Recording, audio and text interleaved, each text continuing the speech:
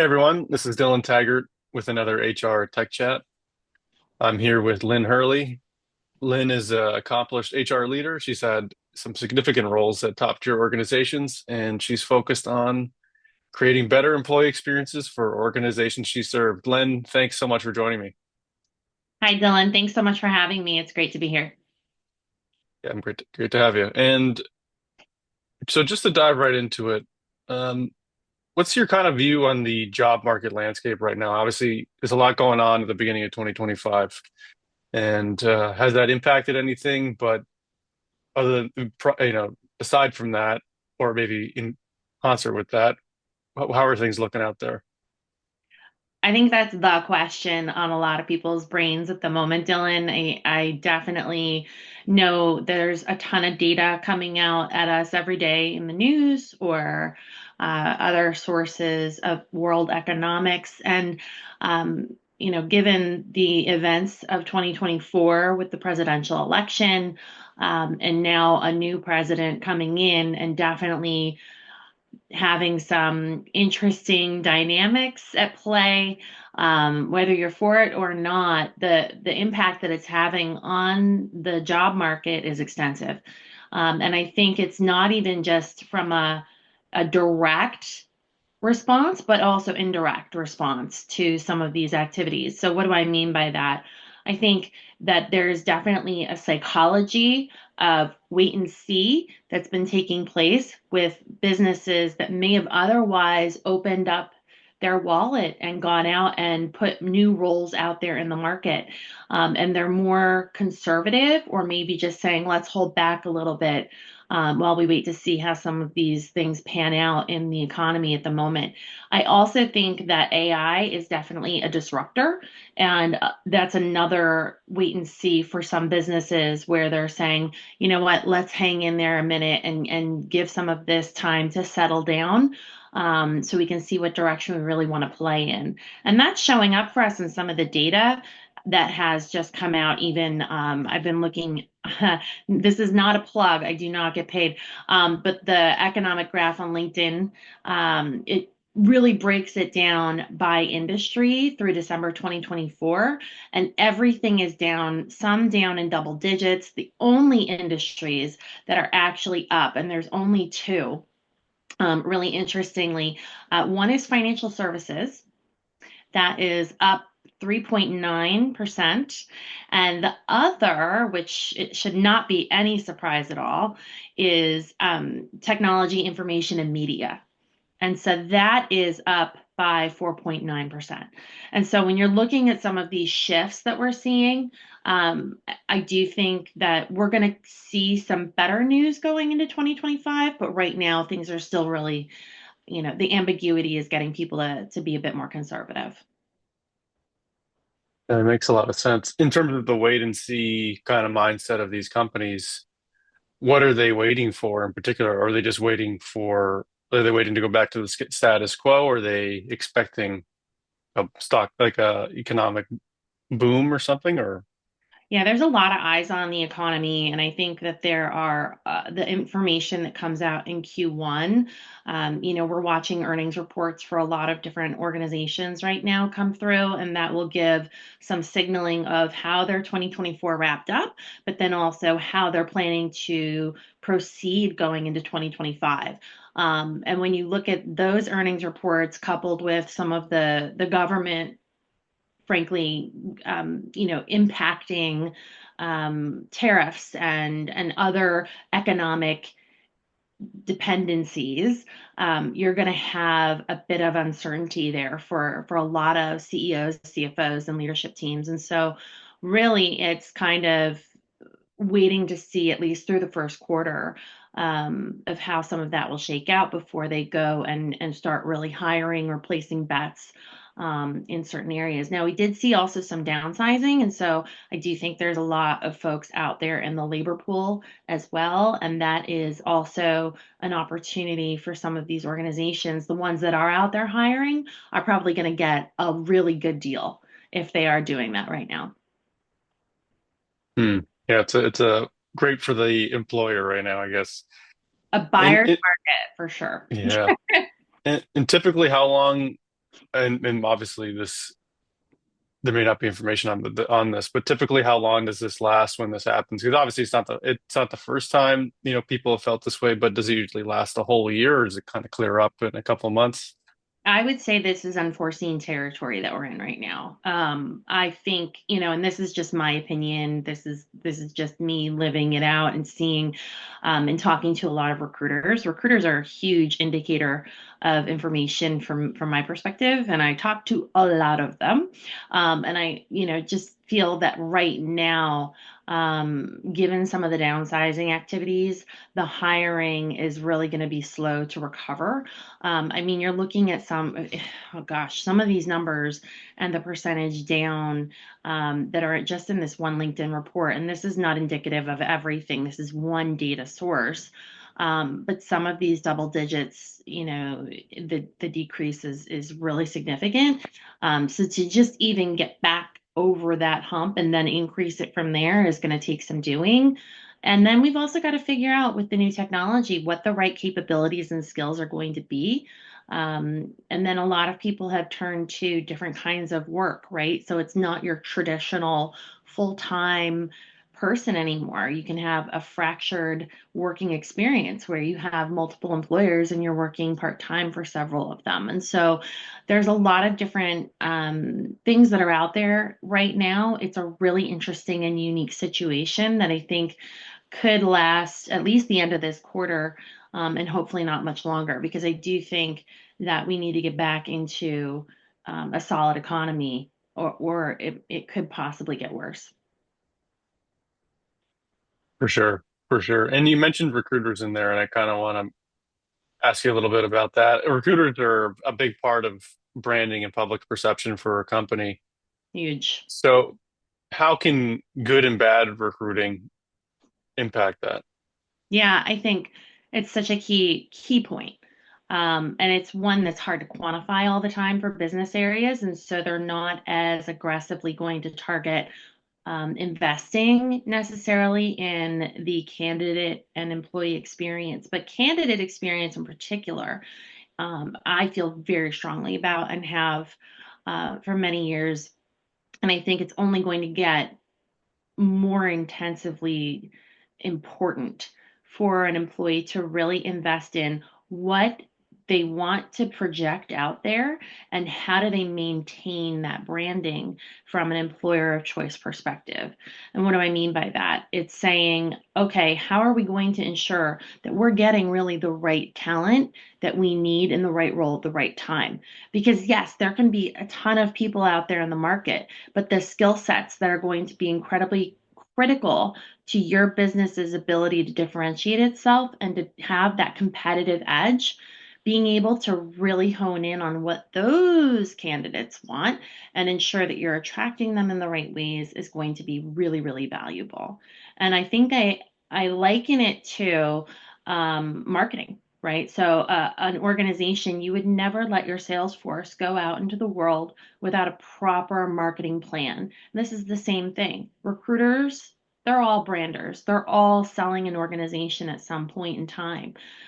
You're never going to encounter a world where they never have to sell an organization to a candidate. That is not ever going to happen. And it's saying, how do we get above all of the different competitors out there and get these particular candidates with these particular skill sets into our fold? And that's a really important, I think, ability for a winning organization to have. Makes a lot of sense. And I've been hearing that more and more as, roles become, well, I guess as the job market becomes more diverse, people's roles become more and more specialized. And companies need those specialized people, especially when it comes to technology. And I've been hearing more and more that recruiters who go after these people need to be like, marketers, like salespeople, because they are selling the company. And they can't just be a wait and see who comes to me kind of situation. It needs to be more of a this is who we need. We're gonna go after them, like you Yeah. would with in a sales situation. Yeah. And there's two components to that, really, right? One is having that solid EVP, so an employee value proposition, is critical. And that doesn't mean that it won't ever change or that you can't be additive with your employee value proposition. It should be agile to a degree, but there should be like a core fundamental set of values that you're bringing to the table that everyone can clearly articulate. This should not be difficult, right? Like if I ask anybody working at company A, what keeps you there? Why is this company meaningful? What is the value to employees that this organization brings to the table? They should be able to tell you. And most people are not able to do that. And so there's an opportunity there for strong EVP. The second area that I would focus on is technical capability within your recruitment team. Really train these people and treat them like gold because oftentimes recruitment will not be considered as valuable an asset to an organization as they really, really are. And I think if they have a really solid technical understanding of the business, if they're feeling very valued within the employee that they're serving, they're going to do everything in their power to ensure that the best talent gets in the door. And that ultimately is going to help everyone's bottom line.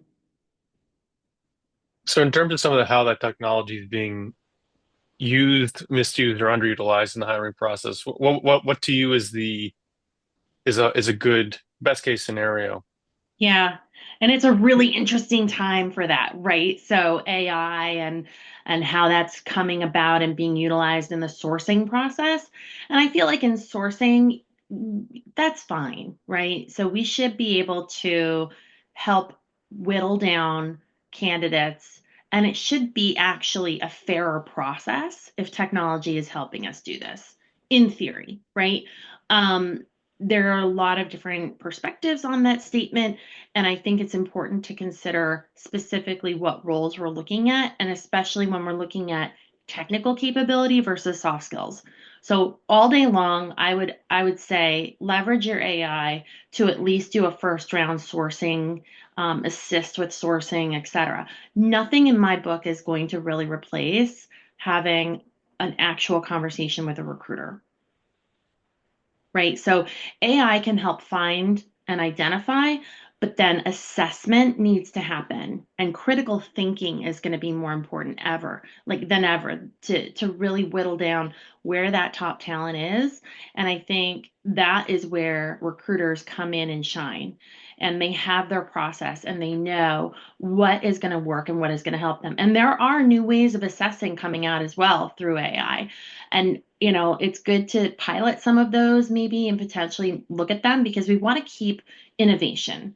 We don't want to stymie the ability for us to go forward and be progressive in this space. Competitive edge is everything. And I've worked with some really cool AI tools that I'm obsessed with.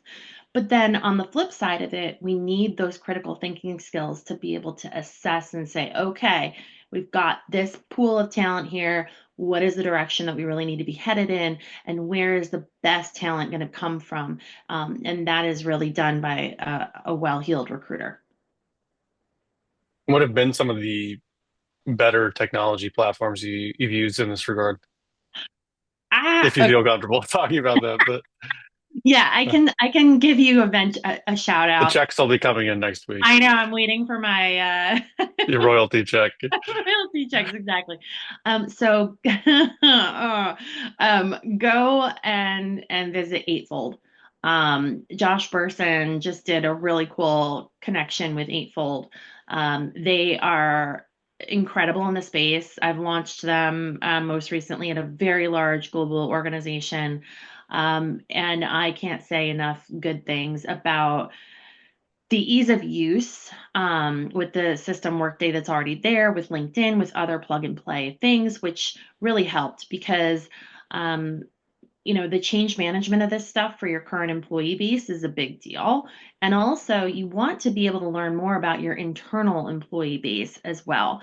And this really facilitated that. Prior to this as an option, I would say your external LinkedIn is probably going to be your best bet on getting an understanding and good data on what capabilities you currently have in your own organization, and that's an external website. Like that's kind of bananas, right? But this really has broadened the playing field of an internal organization being able to do what they need to do to assess the capabilities they currently have quickly, real time. It also facilitates learning plans. It facilitates career mapping.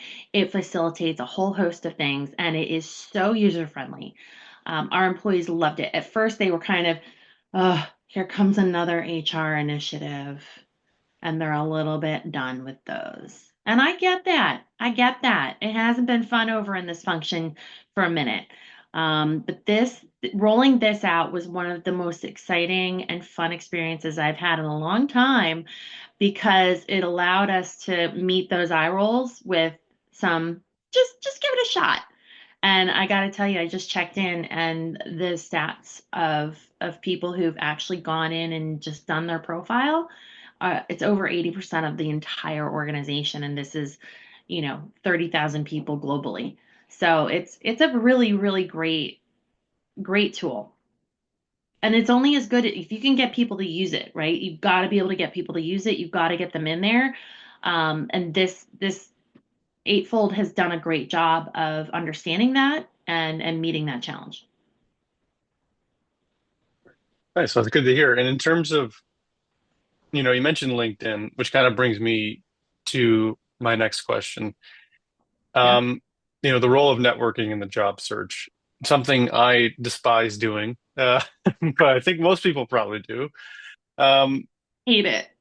but obviously, in the market, the job market plays a big role in this, but, posting jobs online Yeah. and, candidate experience versus networking, ha because it's such a tight job market and there are, fewer roles to actually get, fewer roles for a lot of people at this point in time, do job postings and applying to jobs online and candidate experience coupled in with that, has that all just become a bit of a formality? Because at this point in time, Yeah. who is really more important than a great experience because it's a employer's market in terms of hiring. Yeah, and I think that that's the right way to put it, Dylan, is that it's at a point in time in this particular market. I think that there is a lot of value to having a solid network right now. Um, and it's the only way that I've experienced being able to find another opportunity, opening a door, having a conversation, getting a next conversation. I will say in prior markets, it wasn't that difficult. It wasn't that difficult. And I think that there was more of an ability to go and, look at a role and identify uh, the the candidate through the application process. Today, that is not happening. When you're looking at some of these numbers across different industries, of the downsizing that's happened, you're just not going to see, you know, applying to a job be as effective as people who know you, who trust you. And that trust is important, right?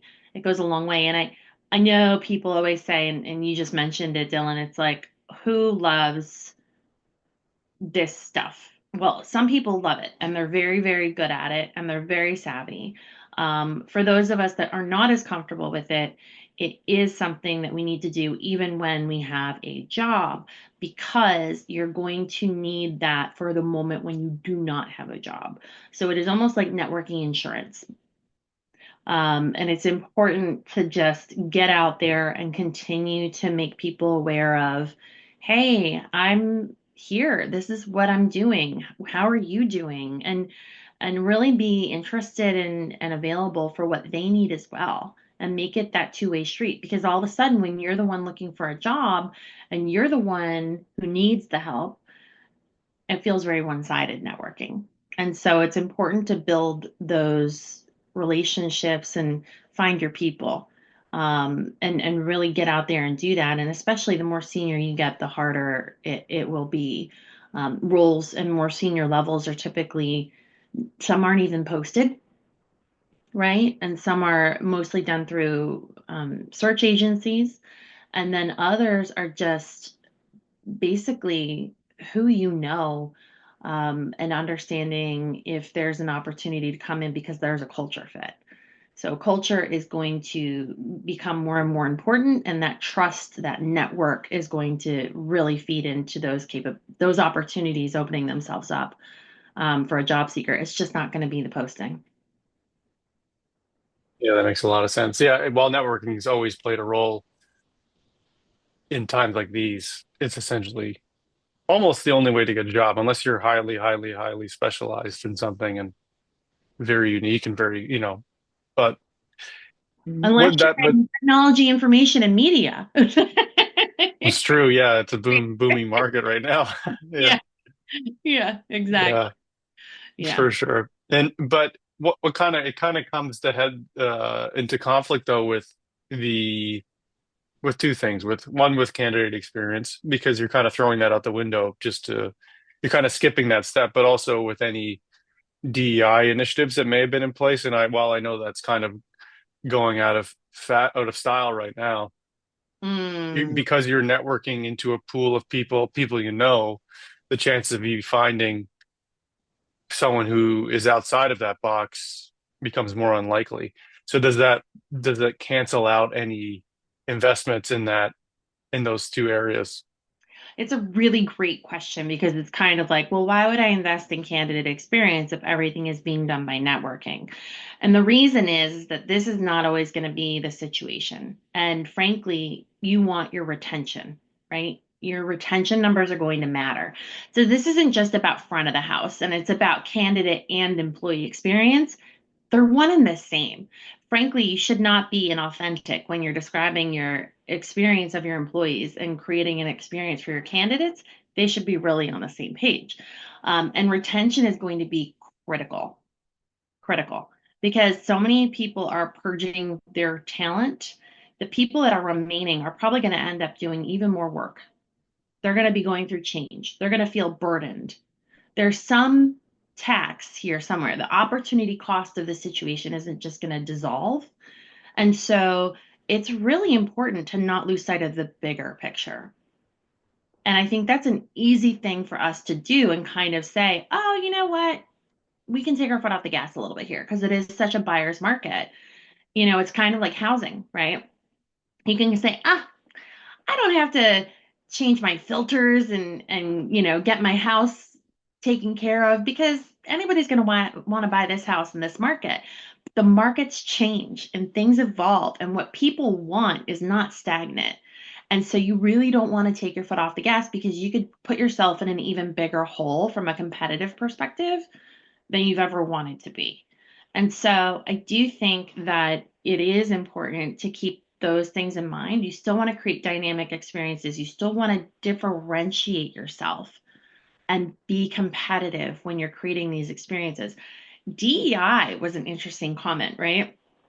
I'm really interested to see what's going to happen with this because while some organizations who could believe Target, right, made moves and said we're going to dissolve our DEI efforts, others are really standing firm, and coming together on this issue. And so I don't think it's over and done. I think that there's change in the system, and that's totally fair because change is always going to happen.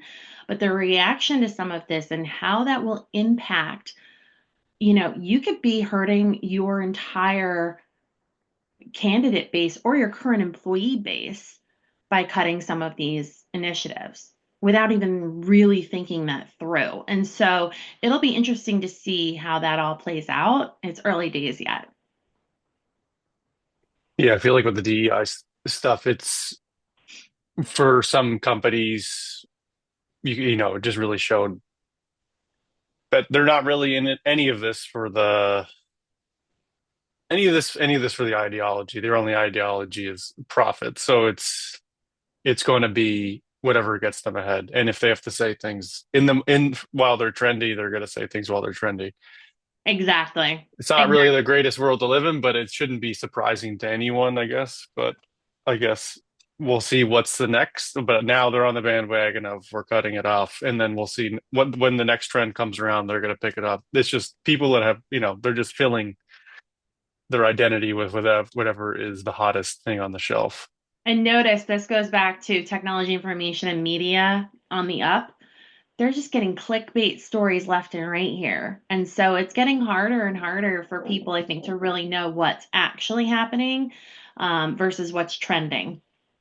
And I think, looking at data and understanding your source is more important now than ever before, especially when it comes to some of this information, because I mean, gosh, if you read it, it's like DEI is over. And then I'm seeing this whole upswell in social media and all of these other places of, boycotting campaigns and other, you know, elements of quit your job at this place. We're going to leverage you over here. It's really interesting to see how that's going to come out in earnings next quarter. For sure. So one last question before I wrap this up, something that's been on everyone's mind.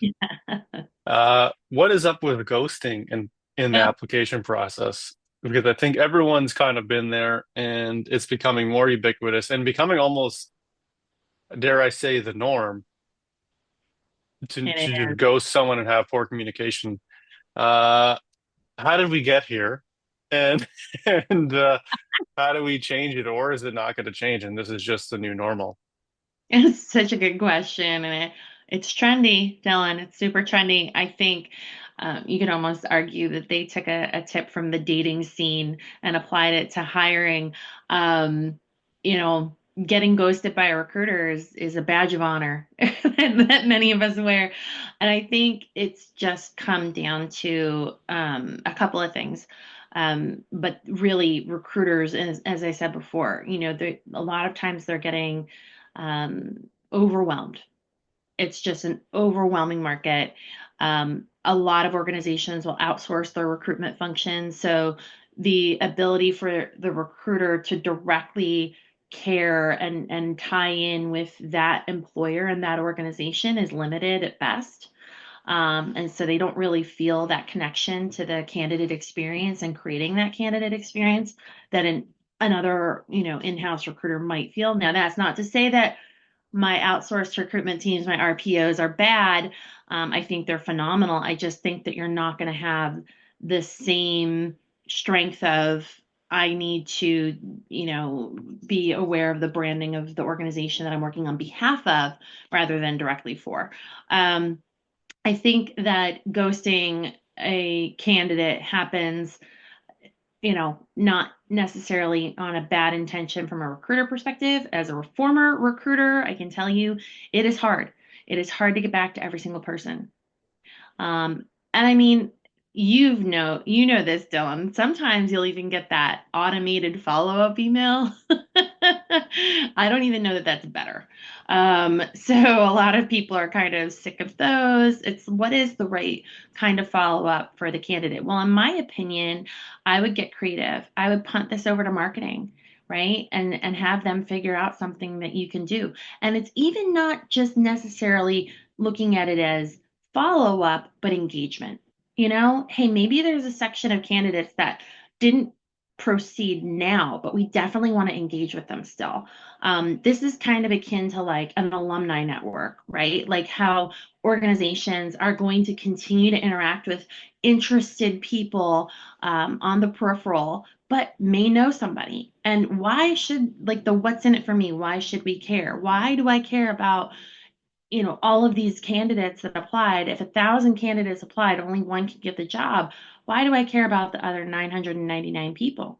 Well, the answer is exactly because why we care about Glassdoor, Yelp, Google reviews, all of these other things that we're so intensely monitoring from a marketing perspective, they matter. What people are saying about your organization and how they're talking about their interview experience and how they're talking about their lack of ever having engagement from the company ever again, that can make or break some other people and their decision making. And so I think it's important to pay attention to it. Um, not Don't ghost your ghosting, because you really want to be able to come up with some sort of plan on what's right for your organization and how you're going to address that. But don't just run away from it, because it will come back to haunt you. Ha ha ha. Well, with that, let's thank you so much for joining me today Thank and you for not ghosting me. having. And yeah, where can people find you if they're interested in reaching out? I mean, I'm just gonna say I'm on LinkedIn. It's definitely a hot time on LinkedIn. I'm on there all the time. I'm even the nerd that plays the new LinkedIn games. So yeah, they're quite fun. I'm always open to meeting new people and having conversations with other folks who are interested in these topics. So don't hesitate to reach out. Awesome. Well, Lynn, thanks so much for joining me, and thanks everyone for tuning in. I'll see you next time. Have a good one. Bye.